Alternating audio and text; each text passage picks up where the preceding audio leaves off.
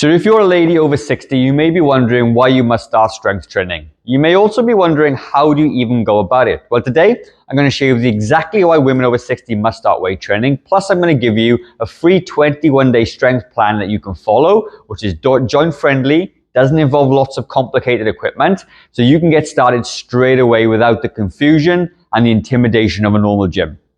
I'm Gavin, I'm a personal trainer, and for the last 10 years I've co-owned New Zealand's only fitness studio for people over the age of 40. I've helped hundreds of women over the age of 60 build strength, improve bone density, improve energy levels, and actually improve confidence in their physical abilities. You don't need somebody to help you with everyday tasks. And what I want to be able to do is give you this gift. I want you to be strong and healthy, improve your bone health. I want to share with you the exact plan that I have with my clients so you can benefit the same way my clients do. So why should you start strength training over the age of 60? Well, between the ages of 30 and 60, you've probably lost about 30% of your muscle mass. That's the average age, a muscle loss decline that we experience as we get older, unless you start to maintain it.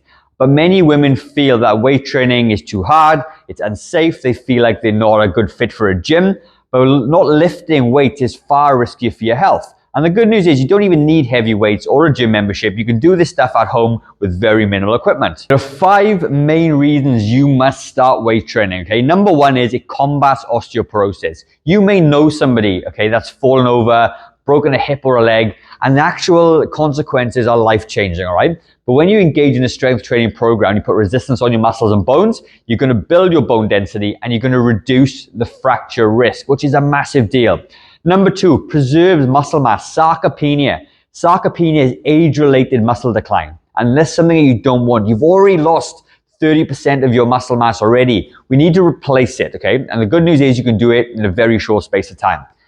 Number 3, you're going to improve balance and stability. The last thing you want is to fall over or not have the leg strength to pick you up off a chair, or if you slip on a curb and not be able to catch yourself, right? So we're going to improve balance and stability. That is super key because your leg strength declines twice as fast as your upper body strength, twice as fast, which means you've got to work on your legs if you want to keep them strong and stable.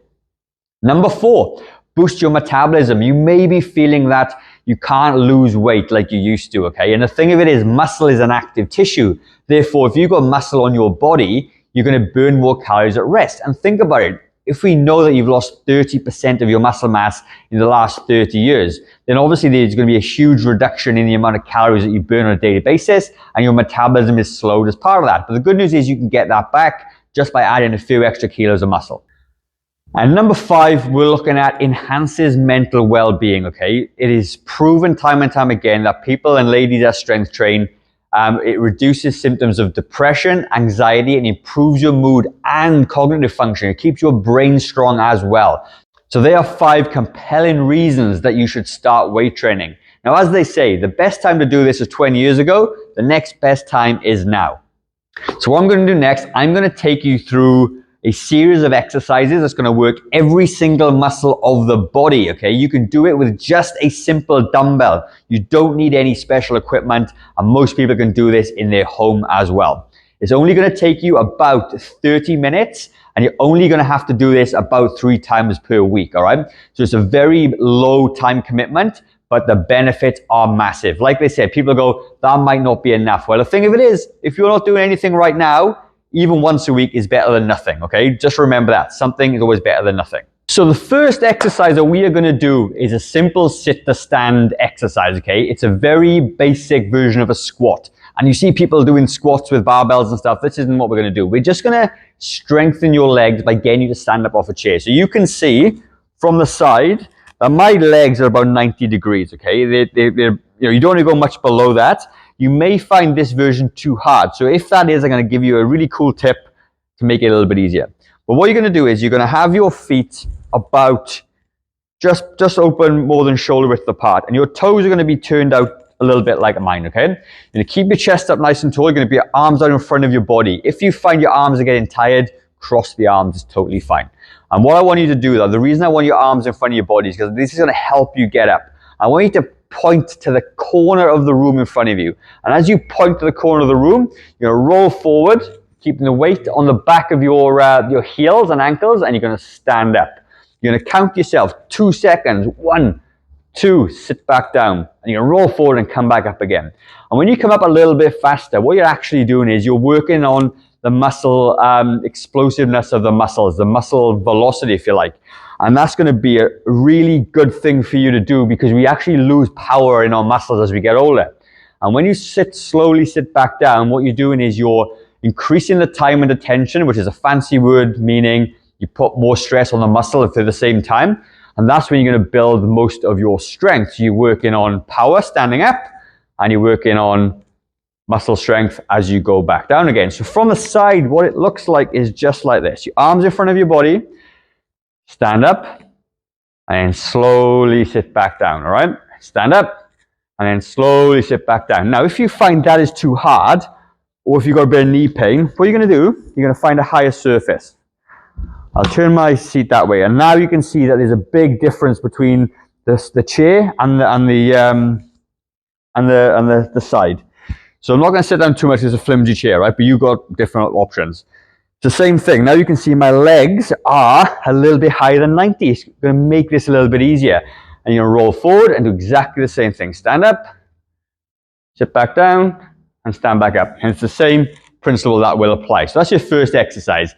And this exercise is predominantly working on the quad muscles, the big muscles in your leg, all right? And that's going to be the main driver for walking upstairs, getting up off a chair, all that sort of thing. And it's going to be a fantastic way to build up your leg strength. So the last exercise we worked on the quads. Now we're going to work on the glutes and the hamstring, the muscles on the back of the leg, all right? And the muscles on the back of the leg and the glutes are so important to support your lower back. It's going to help you with your walking around every single day, because they drive your body forward. Every step that you take, you're using your glutes and hamstrings to walk yourself forward. It's going to really sort of improve a huge amount of your ability to do day-to-day activities. So what you're going to do, you're going to have your heels and your sort of bum about 2, maybe 3 fist widths apart from each other. You're going to drop your knees out to the side just a little bit, hands on the floor. And what you're going to do, you're going to extend upwards. You got a nice straight line from your chest to your knees.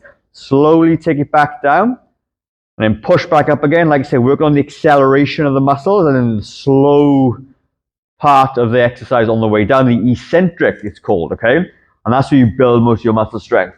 And you're going to do this for about 12 to 15 reps. All these exercises are around 12 to 15 repetitions, okay? So once you've done that exercise, you're going to move on to the third exercise. Now, the third exercise is very, very simple. All you need is a nice set of dumbbells. These are a set of 5s. You can get these very inexpensively from most sort of sport shops and things. And if you get yourself a set of dumbbells that goes up to about 10 to 15 kilograms each side, I'm not sure what that is in pounds, I'm sorry, you're going to have everything that you possibly need, all right? So the way we're going to do this exercise, we're going to work on the chest muscles, all right? And the backs of the arms, the triceps. It does both muscles together. It's called a compound exercise, which is fantastic. So what you're going to do, you're going to put the dumbbells up on your knees, and you're going to roll yourself backwards. And your elbows are going to be sitting just next to your body this way. You don't want to have them out super wide. Protect your shoulders. You're going to have the elbows nice and close to your body. You're going to lift or lie on your back, and then you're going to push the dumbbells up nice and high. You're going to slowly lower it, like I said. Working on the eccentric, then explode it back up, working on the muscle acceleration and the power, and working on the strength on the way down. Push back up, and slowly take it back down. And you're going to start to feel this in your triceps, which are the back of the arms, and the chest itself. And again, you're looking to do 12 to 15 reps, okay? So from the front, what it looks like is that it's not wide this way. The elbows are close to the body, and it's a nice neutral grip up and down this way. All right. Now, the next exercise that we're going to do, we're going to work on the core, okay, and the back and the biceps, the muscles in the front of the arm. Really good thing to do this, okay? So what you're going to do, you're going to have the dumbbells in front of you, and what you want to try and achieve is a 90-degree bend between your arm, your body, and your leg. Now, if your knee's a little bit sore, usually what I find with our members, if you pad them up a little bit, it takes away a lot of that pain, and most people can get down on all fours this way, all right? But what you're going to do, you're going to lean over the top, okay? And you're not going to sit back, you're going to lean over. You're going to engage your core, and you're going to bring the dumbbell up to your side. Drop it down, bring it back up, and you're going to alternate, and you're going to feel your core start to work, which is good, Because a lot of people over 60 have quite a weak core, right? And this is going to do the whole thing. Core, back, and arms all together. And you're going to do 20 in total. It's 10 per side. And if the weight that you've got is too light, then do 30, so it's 15 per side, right? But from the front, so you know what it looks like, our neutral spine, I'm looking down into the floor, I'm lifting the weight just up behind my body this way, okay? And alternating back and forth. So up to this point, we've worked on our legs, we've worked on our chest and triceps, we've now worked on our back and our biceps. And the next exercise we're going to look at is working on the shoulder muscles, okay? So to work the shoulders, I'm not a big fan of lifting up overhead, okay? Because I find that it causes too much injuries or risk of injuries. So what we're going to do is something called a dumbbell fly. You're going to have the dumbbells this way, and you're going to lift them out to the side. So you're going to need a lighter weight to the ones you've just done, maybe like a 1 or a 2 or something. And you lift it up to the side, you're going to hold for a second and slowly take it back down. Now what I'm also not doing, I'm not taking my arms right out to the side, right backwards. It kind of comes in front of my body just a little bit. Keeps your shoulder much more aligned. It's going to eliminate a lot of risk and potential injury of hurting your shoulders. Same thing. You're going to come up, you're going to hold for a second this time, then you slowly take it back down, okay?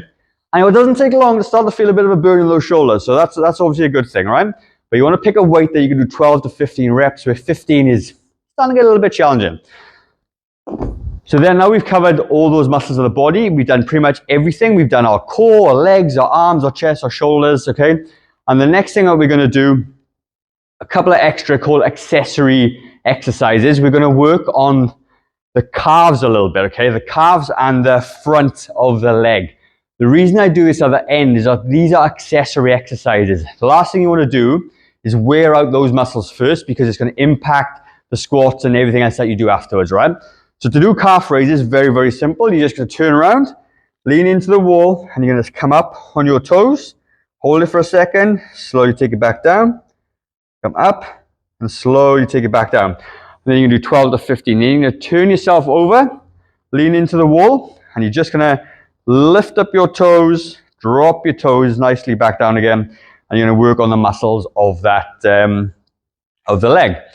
Now, there would be a stretch exercise to follow at the end as well. I'm not going to cover it in this video, but it will be included in the PDF. So if you do want a copy of the PDF, please leave a comment down below and say strength program, and I'll send you the whole thing.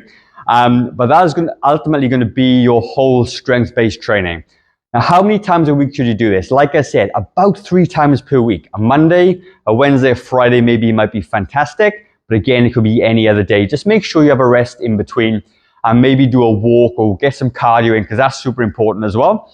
But I promise, if you follow this for the next 21 days, you're going to see significant increases in your strength. I see this all the time. Our ladies in the gym at Growing Younger get super strong, super fast. Because think about it. You've lost 30% of your muscle mass. It doesn't take an awful lot of effort to get that back. And I promise, once you start doing it, you're going to find things getting easier. It's going to get easier to do your gardening, pick up your kids, grandkids, walk up, with your friends or whatever that is. But I promise you, if you do this for 21 days, 3 times a week, it's only like 12 workouts. You're going to see big increases in your strength, and obviously, hopefully, confidence in your own physical ability, right? So that's the video from me. I do hope you enjoyed it. I'm going to leave a video just up on the right-hand side there. And if this video is something I think you may like, it's going to be more around balance, okay? So the video is going to be up there. If you do get some value from the video, I would love it if you could subscribe to my channel. It would mean the world. But otherwise, I will see you on the next video.